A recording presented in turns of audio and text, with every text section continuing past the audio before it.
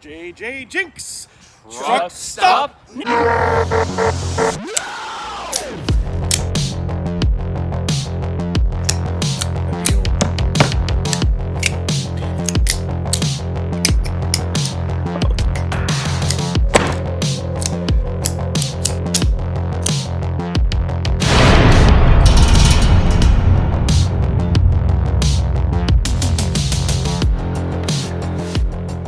Today's been a really good day so far. I woke up, had a whole pot of coffee, made a big breakfast, bacon, eggs, and toast, had a tall glass of fresh organic vitamin D infused milk, and then I took a nap. Oh man. And then when I woke up from that nap, I found this on my doorstep.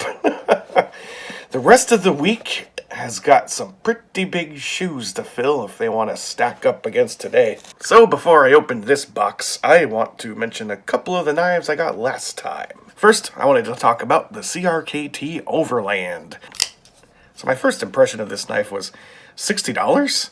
This doesn't seem like a $60 knife. And from what I've read about this knife, it kind of seems to be the general sentiment. In the end, it actually did kind of grow on me. First, I wanted to point out how handsome it looks. I love the chamfering, the attention to detail on this side. You got countersunk flat screws in the pocket clip.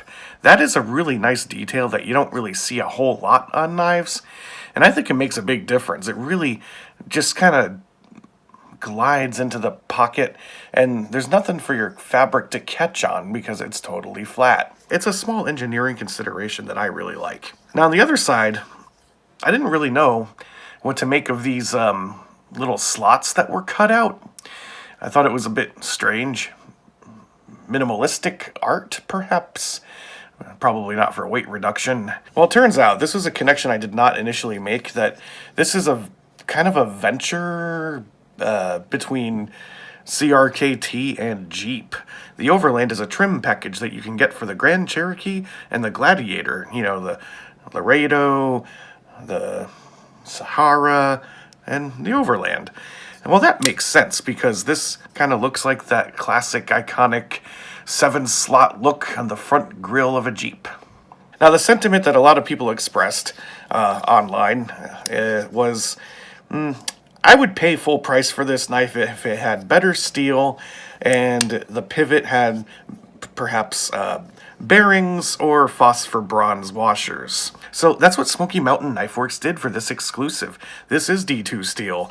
No, they didn't really change anything about the pivot. It's got nylon or Teflon washers in it, but it glides enough that you can flick it open. You just can't drop shut it closed. So, they went halfway there. Overall, I really liked the blade shape. I was told this is a Santoku Sheep's Cliff style blade. Anyway, the other knife I wanted to mention was this one. I forgot what it's called. I don't even know if it has a name. It's made by Rough Rider, and this one was actually kind of surprising because, unlike the Overland, it actually is riding on bearings, and it opens very smoothly, and it's almost kind of, it's pretty much drop shut. Other than that, there's nothing really out of the ordinary about this knife. It's kind of a standard drop point blade. The handles have, I guess, some artistic cuts in them, and otherwise it's just knurled G10. The high riding pocket clip is recessed, so that's kind of nice. Other than that, there's not really that much to say about it, except it was $15. For $15, this is a pretty nice knife. That's a hard price point to compete with for something like this. It is very sharp, and it stayed sharp. It's pretty good heat treat on that steel.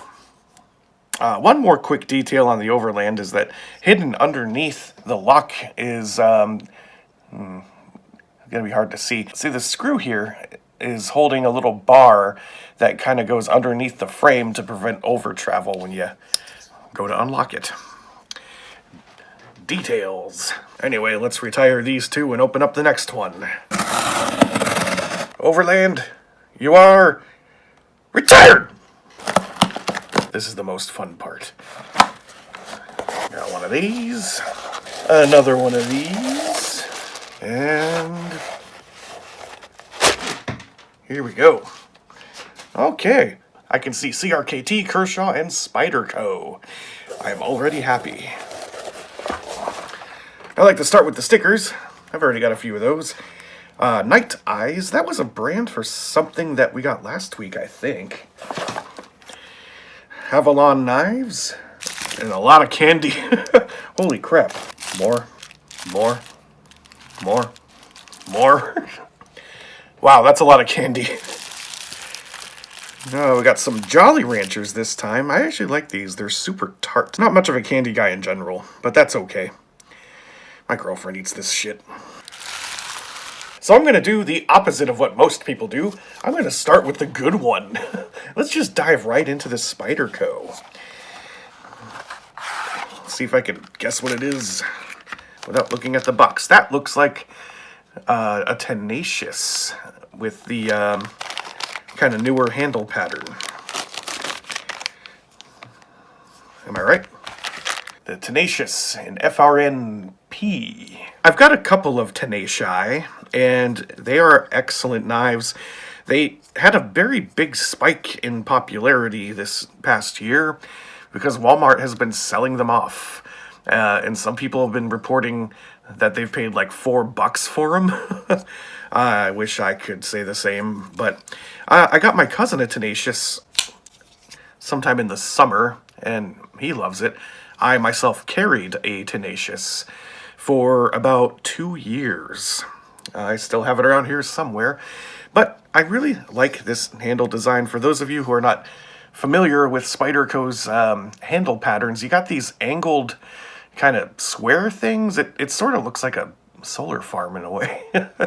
But the way they're angled, they cause drag on your fingers when you kind of rub against them. Like it slips one way, but drags the other. And because of that radial pattern, it's like no matter how you hold it, it's grippy. So that's cool technology. I also noticed another difference between this one and my, I guess, classic Tenacious is that there is some skeletonization in the liners there.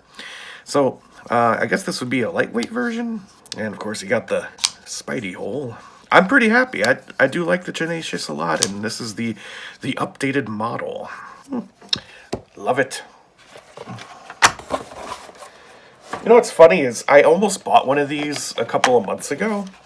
The Kershaw Fraction. Fraction. This is also a very popular knife because it is inexpensive and you can get them at Walmart. And it's got a pretty distinct pattern with this carbon fiber overlaid onto, I think, G10, probably. Let's break in this Tenacious. See what you can do against plastic.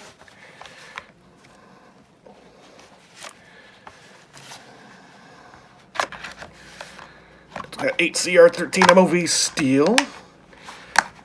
Just like this one, which some people hate, but if it's heat treated well, it'll treat you well. Pick. Very lightweight. I actually haven't held one of these before, so that's the first thing I noticed.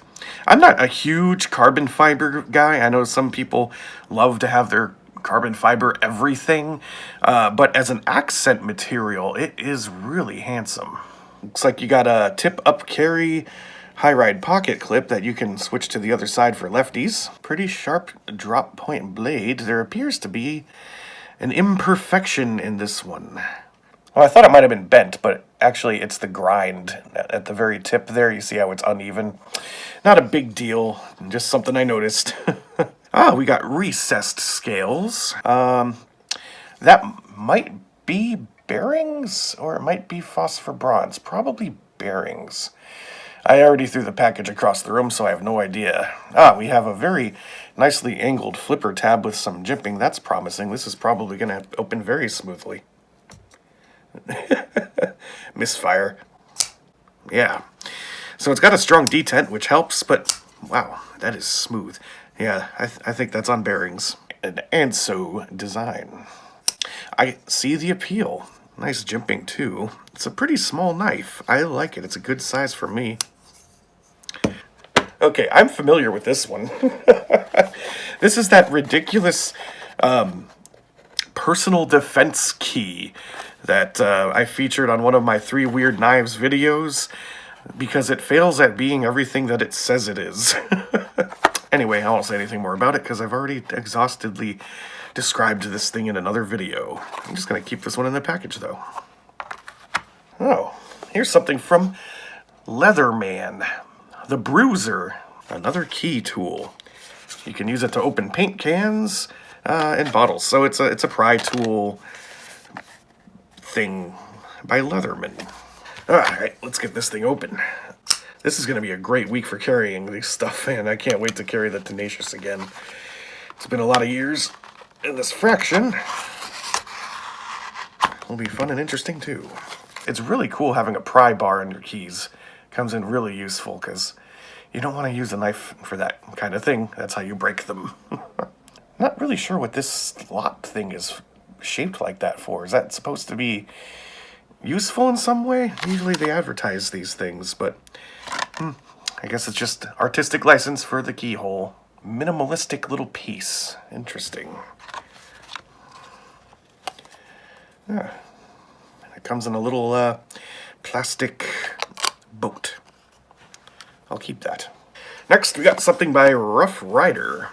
Well, it is from Smoky Mountain Knife Works. Of course, you're going to get something from Rough Rider. Hello. We got a traditional little folder here. It's oh, my knife terminology fails when it comes to the classic folders. A Stockman? Well, let's have a closer look at this thing. We've got what appears to be actual bone, jigged with this kind of gnarly looking maggot pattern. It's a little offsetting. It looks like a bunch of worms. Like segmented worms. It's unsettling. Pretty well put together. I'm not seeing too many gaps. That's the kind of thing you look for with these classic folders, right? I don't know. I don't own too many of these. But I do like them, and I want to get into them at some point. Which is great, because I'm getting them in these boxes now, too. Okay, you got a little sheep's foot blade there. That was actually pretty easy to pull out. Normally these thumb nicks just rip my appendages completely apart. And we got a long slender blade on this side. And then over here, we've got a reverse tanto. I guess that would be like a mini trapper blade, right? Or not trapper blade, a mini spay blade. Something like that. The RR158. Last thing in the package. I thought I opened the nice thing first, but here's something from WR Case & Sons Cutlery Company. I love case knives, and it's another case knife. Is it going to be a classic style folder or what? Yeah, it appears so. It's a little guy or girl. Don't want to assume. Oh, cool. Oh, we got another bone scaled deal. Kind of a little more abstract segmented worm look.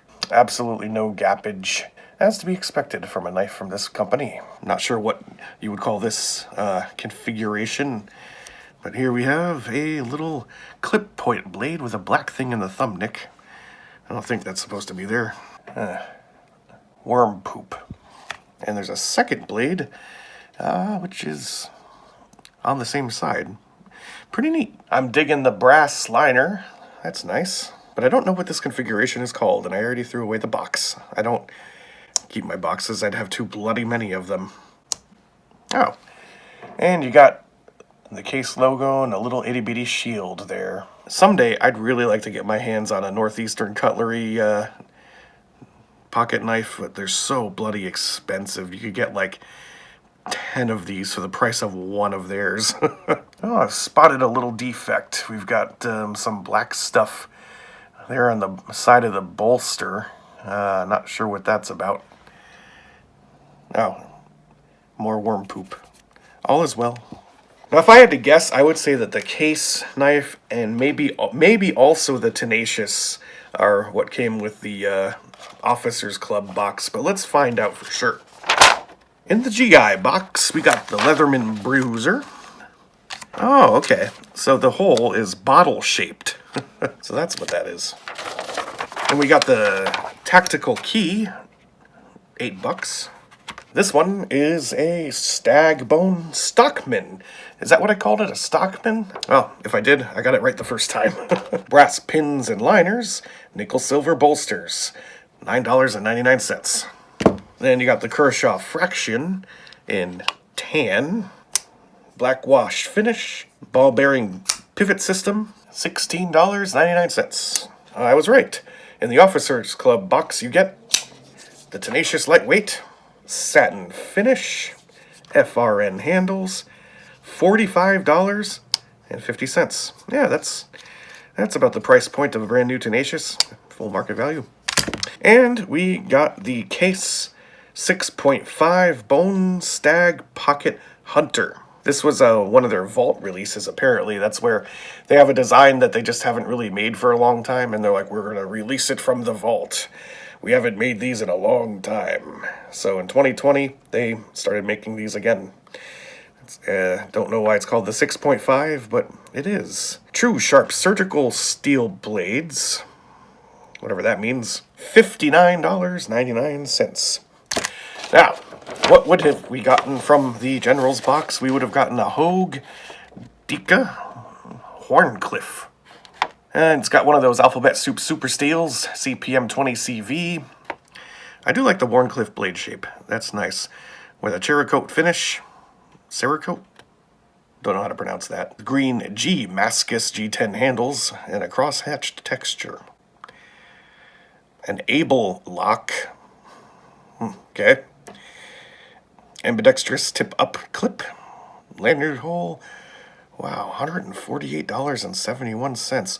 I'll have to look up what that knife looks like. Maybe I'll put the picture for you right here. Next box ships first Wednesday of March. Captain Tomahawk. Oh my, got the real deal over there. What a fantastic day I've had so far, and it's only like halfway over.